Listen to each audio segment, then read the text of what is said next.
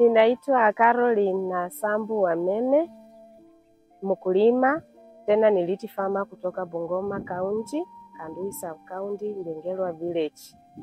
Mimi kitambo kabla sijakutana na Plant Village Plus, nilikuwa natumia mbolea ya kiasili, ile ambayo iko na kemikali, na wakati ule nilikuwa nikitumia shamba yangu 1.5 acre, ile yenye nilikuwa nikipanda kitambo, but ni mazao yangu haikuwa sawa sawa jinsi kabla sijakutana na Plant Village Plus. Wakati nilipokutana na Plant Village Plus, niliweza kupata mafundisho na nikajua umuhimu wa kutumia Biojar, na wakati nimetumia Biojar nimeona mazao yangu ilipanda juu.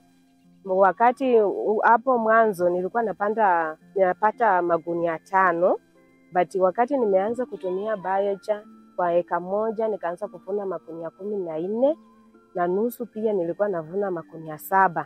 Nikaona ya kwamba Biojar ni mbolea ambayo ni mzuri sana. Ukiitumia unaona mmea wako haiwezi kauka, inashika maji, inaongeza rotuba. Nahimiza wakulima wenzangu ambao wanatumia mbolea nyingine hiyo, wahame watumie Biojar ambayo ni mbolea ambayo ni mzuri sana.